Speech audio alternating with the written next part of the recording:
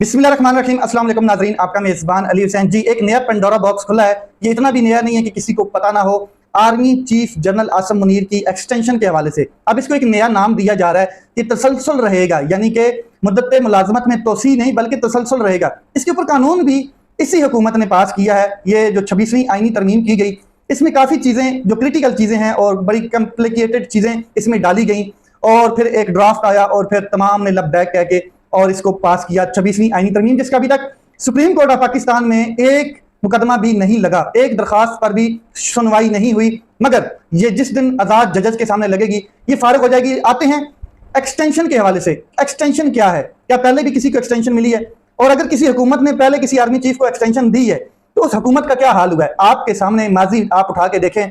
माजी में एक शख्स जिसका नाम जनरल बाजवा था, कमर जवेद बाजवा, उस शख्स को इसी हुकूमत के जितने उस टाइम अपोजिशन में लोग थे इन्होंने, और जनाब इमरान खान साहब उस वक्त के प्राइम मिनिस्टर साहब ने एक्सटेंशन दी, इसमें कोई डाउट नहीं है। और आज प्राइम मिनिस्टर जो शहबाज शरीफ साहब हैं ये उस टाइम अपोजिशन में थे, लेकिन उस टाइम के जो प्राइम मिनिस्टर हैं वो आज कैद में हैं। और कई दफा इमरान खान साहब कह चुके हैं कि जो जनरल बाजवा को एक्सटेंशन दी गई हमारी हुकूमत और अपोजिशन ने मिलकर, वो नहीं देनी चाहिए थी, वो हमारी जिंदगी की सबसे बड़ी गलती भूल है। और असद कैसर साहब ने इसके ऊपर पब्लिक प्रेस में माफी भी मांगी कि हम माफी मांगते हैं कि हमने एक्सटेंशन दी। अब एक्सटेंशन देने के बाद उस हुकूमत का क्या हुआ वो आपके सामने, पूरे का पूरा रजीम चेंज हुआ, इलेक्शन से बाहर निकाल दिया गया, उनको कहीं पे भी टिकने नहीं दिया गया और जेलों में डाल दिया गया, रजीम चेंज हो गया सारा। आपके सामने है ex prime minister Imran Khan साहब इस टाइम जेल में हैं।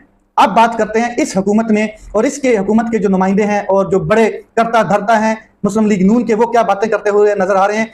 और फैसल वाडा साहब कई माह से ये बात करते हुए नजर आ रहे हैं कि तसलसल रहेगा, किसी का बाप भी नहीं रोक सकता। ये वो तसलसल है जिसको एक्सटेंशन कहते हैं। एक्सटेंशन को अब दूसरा नाम दिया गया है तसलसल। तो यहां पर राना सनाउल्लाह साहब, मैं आपको बता दूं, वो कह रहे हैं कि जी नवंबर 2027 तक army chief general Asim Munir ही रहेंगे। अब 2027 तक कैसे रहेंगे, मैं आपको इसको जरा थोड़ा सा खोल देता हूं कि इस साल नवंबर में, यानी कि ये जो साल जा रहा है, इसमें आर्मी चीफ रिटायर्ड हो रहे हैं।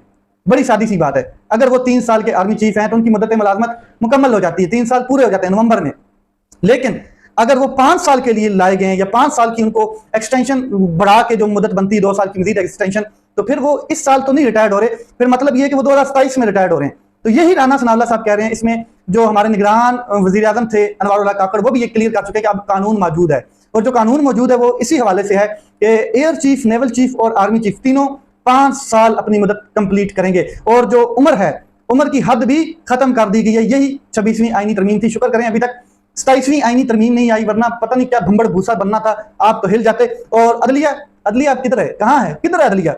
वो तो बात ही खत्म कर दें। तमाम अदालतें, तमाम जजेस, तमाम इदारे, तमाम हुकूमतें, तमाम ताकतवर चीजें कंट्रोल कर ली गई हैं 26वीं आईनी तरमीम का एक सर्कल लगा के, एक बॉर्डर लगा के, एक बार लगा के, एक वायर लगा के, करंट वाली कंट्रोल कर ली गई। अब मैं आपको बता देता हूं कि राना सनाउल्लाह साहब आगे मजीद क्या कहते हैं कि फील्ड मार्शल की अगर एक्सटेंशन ना हुई तो वो नवंबर 2027 तक आर्मी चीफ रहेंगे। एक्सटेंशन ना हुई तो, यानी कि एक तो कानून मौजूद है वो ये कि 2027 तक आर्मी चीफ रहेंगे, और अगर एक्सटेंशन ना होती है तब, और अगर एक्सटेंशन होती है तो वो तो 10 साल आगे चले जाएंगे, यानी कि 5 साल अगले भी उनको।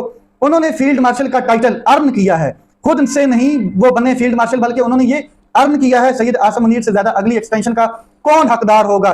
चीफ जो है आर्मी, इनके लिए उम्र की हद भी खत्म कर दी गई है, ये जनाब कह रहे हैं। और फील्ड मार्शल आसिम मुनीर 2027 तक कंफर्म वो कह रहे हैं कि आर्मी चीफ रहेंगे। अब इसकी में एक्सटेंशन का नोटिफिकेशन की तो जरूरत ही नहीं है। और दूसरी बात यह है कि लोग यहाँ पर 4-4 बार एक्सटेंशन लेते रहे हैं। जनरल आसिम मुनीर ने बेशुमार कामयाबियां हासिल की हैं, और इनसे ज्यादा कौन हकदार हो सकता है, ये राना सनाउल्लाह साहब कहते हैं। अच्छा, मैं आपको एक बात बता दूं, अब आते हैं मेन मुद्दे के ऊपर। एक था लंदन प्लान, उसके नतीजे में जो कुछ हुआ पाकिस्तान में वो आपने देखा। एक है मरी प्लान। मरी में एक मीटिंग होती है, इसका पहले भी जिक्र कर चुका हूं, और इसमें जनरल आसिम मुनीर साहब के हवाले से डायरेक्टली बात की गई है। उनके तसलसल के हवाले से कह लें, एक्सटेंशन के हवाले से कह लें, मुद्दत मुलाजमत की तोसी के हवाले से कह लें, जो मर्जी नाम दे दें, बात एक ही है, बर्गर ही है। बर्गर को चाहे आप डबल रोटी वाला कह दें या मतलब कि कुछ भी कह दें, कोई भी उसको नाम दे दें, ये बर्गर ही है। तो एक्सटेंशन के हवाले से सिर्फ और सिर्फ बात हुई है। उसमें जनरल आसिम मुनीर साहब की जो बात हुई है उसमें सिर्फ और सिर्फ शहबाज शरीफ साहब, नवाज शरीफ साहब और मरीम नवाज साहबा, ये तो मौजूद थी, 2 अहम शख्सियात और मौजूद थी, और वो सिर्फ और सिर्फ अवामी नुमाइंदे नहीं थे, कुछ और लोग थे, और उन लोगों के सामने ये बात हुई है। अच्छा, अब मजबूरी है, नवाज शरीफ साहब जो है उनको तो पता है कि मेरा धर्म तख्ता हो चुका है, और शहबाज शरीफ और जो मरीम नवाज है इनको पता है मैं फार्म 47 से जीत के आई हूं, ये इनकार कर नहीं सकते हैं। जितना बड़ा बूट उतनी बड़ी पॉलिश, और उतना इनको अब रगड़ा लगाना पड़ेगा बूट के ऊपर, ठीक है, पॉलिश करनी पड़ेगी, चमकाना पड़ेगा। तो जाहिर है ये फैसला हो चुका है लंदन प्लान के अलावा मरी प्लान में, और मरी प्लान में यही फैसला हुआ है कि जनरल आसिम मुनीर साहब को 10 साल आगे बेशक एक्सटेंशन दे दी जाए, कोई मसला नहीं, क्योंकि इनको डराया जा रहा है कि इमरान खान साहब बाहर निकलेगा तुम्हें खा जाएगा, और ये उनको डरा रहे हैं कि जनाब अगर इमरान खान साहब के साथ हम हो गए तो फिर आपका वजूद जो है वो एक आईनी दायरे तक महदूद रह जाएगा। और आप इसमें ये चीजें देखते भी हैं कई दफा कि जब इमरान खान साहब थोड़े से ताकतवर होते हैं, पावरफुल होते हैं, और स्टेटमेंट उनकी पावरफुल होती है, तो फिर बयानात आने शुरू हो जाते हैं बड़े जो नून लीग के हैं इनके, कि जनाब आप मुज़ाकरात की तरफ जाएं, अब भाईचारे की तरफ जाएं, अब मीसाक जमहूरियत की तरफ जाएं, ये चीजें देखने को मिलती हैं। और जब वो देखते हैं कि कमजोर हो गए फिर इस तरह की बातें देखने को मिलती हैं। और ये चाहता है नून लीग कि हमारी इंश्योरेंस पॉलिसी वो बने रहें, और वो चाहते हैं कि ये जो दोनों हुकूमतें ये हमारी इंश्योरेंस पॉलिसी बने रहें। और बात ये है कि ये जो रजीम है, ये जो निज़ाम है, ये चलता रहे ऐसे का ऐसे। मैं यहाँ पर एक बात बिल्कुल क्लियर करना चाहता हूँ, पीछे 78 साल उठा के देख लें, किसी वज़ीर आज़म को 5 साल की मुद्दत कंप्लीट नहीं करने दी गई। तो शहबाज शरीफ साहब आपकी मुद्दत मुलाजमत में तोसी तो बहुत दूर की बात है, ये मुद्दत पूरी हो जाए ये बड़ी बात है। इसके अलावा मैं एक चीज यहाँ पे कोट करना चाहता हूँ, जिसने एक्सटेंशन दी है ये सिर्फ एक्सटेंशन तक है। जब एक्सटेंशन आपके हाथ से निकल जानी है, आपने दे देनी है, फिर जो आपके हवाले से मामलात होने और आपने जिस जगह पे ठुकना है जाके, ये आपको अंदाजा हो जाएगा। क्या मैं आपको एक चीज क्लियर कर देता हूं कि आर्मी चीफ को फिलहाल कोई ISPR की जानब से कोई स्टेटमेंट नहीं आई कि एक्सटेंशन के हवाले से, या मतलब कि क्या, अच्छा यहाँ पर सवाल ये कि क्या आर्मी चीफ चाहते हैं तसलसल रहे, एक्सटेंशन रहे, या वो चाहते हैं कि ईमानदारी के साथ ये जो मेरी मुद्दत है इसी में मैं गुजारा करके इज्जत और वकार के साथ चला जाऊं, या फिर बाजवा जैसा मेरा हाल हो, या उससे पहले जो मतलब कोई एक्सटेंशन किसी ने ली उस जैसा हाल हो। ये आप जनरल आसिम मुनीर साहब पे छोड़ते हैं, वो बड़े बावकार शख्स हैं, बड़ी शख्सियत हैं, और वो अपना फैसला अच्छे तरीके से जानते हैं। आगे चलते हैं। शंघाई ताउन तंजीम एक कॉन्फ्रेंस होती है, आपको पता है चाइना में बड़े बड़े सरबराहान, बड़े बड़े ममालिक के वहां पर थे। किम जोहन शुमाली कोरिया के जो वजीर आजम है, सदर है, उनको हमने वहां पर देखा। फिर रजब उर्दगान, फिर बाकी रूस के प्यूटन और हमारे न्यूटन सारे वहां पर मौजूद थे। लेकिन मैंने किसी मुल्क के सरबराहान या किसी सरबराह के सदर मुमलकत हो, किसी मुल्क का या वजीर आजम हो, मैंने नहीं देखा कि उसके साथ उनके मुल्क का आर्मी चीफ भी आया हो। अब बात करते हैं अपने न्यूटन जो है शहबाज शरीफ साहब, उनके हवाले से बड़ा मकाम है उनका, लेकिन उनको अकेला नहीं छोड़ा जा रहा है। उनके साथ जनरल आसिम मुनीर साहब वहां पर थे, और जो गुफ्तगू हो रही थी वो सिर्फ जनरल आसिम मुनीर साहब के साथ हो रही है, और जनाब हाथ बांध के खड़े हैं, जबरदस्ती के सलाम लिए जा रहे हैं प्यूटन से, जबरदस्ती की ओ हाय हेलो की जा रही है। जब इमरान खान साहब चाइना गए थे, क्या इस्तकबाल था इस बंदे का, जो इमरान खान है, जिसका नाम इमरान खान है और कैदी नंबर 804 है, इसका क्या इस्तकबाल किया गया था और क्या प्रोटोकॉल दिया गया था। अब तो जनाब शहबाज शरीफ साहब नजर ही नहीं आते, पिक्चर में नजर नहीं आते, दूर से कैमरा फोकस भी करता, नीचे से या टांग नजर आ रही है या ऊपर से सर की थोड़ी सी टपड़ी नजर आ रही है। तो मतलब कि ये इज्जत हासिल करने के लिए आपने इतना गंद किया, ये इज्जत चाहिए थी, उससे बेहतर तो आप पहले थे कम से कम। वो कंप्रोमाइज कर गया, आपने अपनी सियासत का धरन तख्ता कर दिया, मुल्क का धरन तख्ता कर दिया।